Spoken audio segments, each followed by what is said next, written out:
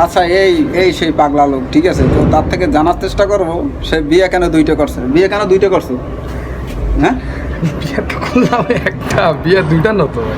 দুইটা তুমি কিছুক্ষণ আগে আমার ইন্টারভিউতে দিলে দুইটা বললা, তাই এখন কেন বলতেছে? না, একটা ওয়েটিং এ রাখছি, সে মাঝে মাঝে রাগ করে দেখা বাড়ি যেতে চায় না দেখা। আচ্ছা, এই ভিডিওটা যদি ওর বউ বা ওর ফ্যামিলির কেউ দেখে থাকেন তাহলে এটা সঠিক সুষ্ঠু একটা বিচার করবেন যে সে ঘরে বউ থাকতে কেন বাজে বাজে দিকে নজর দেয়।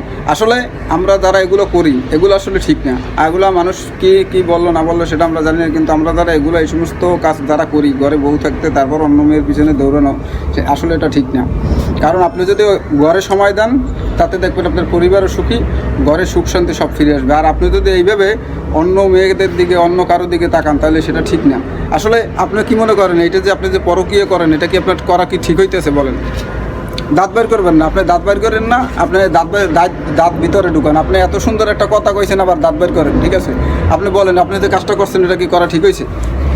না, এটা অন্যায় হলো, যে পুরোপুরি অন্যায়। আপনি এই ভিডিওতে বলেন যে আপনি নেক্সট টাইমে এরকমের কখনো কোনো কাজ করবেন না। আপনি এই ভিডিওতে আজকে কথা দেন সবার কাছে, সবাই সারা পৃথিবীর মানুষের কাছে আপনি কথা দেন যে আপনার জীবনে আর কখনো ঘরের স্ত্রী ছাড়া বাজে কারো কোনো মেয়ের দিকে তাকাবেন না, বাজে নজর দেবেন। হ্যাঁ, কথা বলেন বা যা করেন, কিন্তু কখনো ওই রকমের বিয়ে করবেন বা আর একটা এর থেকে ভালো পাবেন, আসলে এর থেকে খারাপও আপনি পাইতে পারেন, ঠিক আছে? আপনি কথা দেন আজকে সবার কাছে কথা দেন যে আপনি এরকম আর কখনো করবেন না।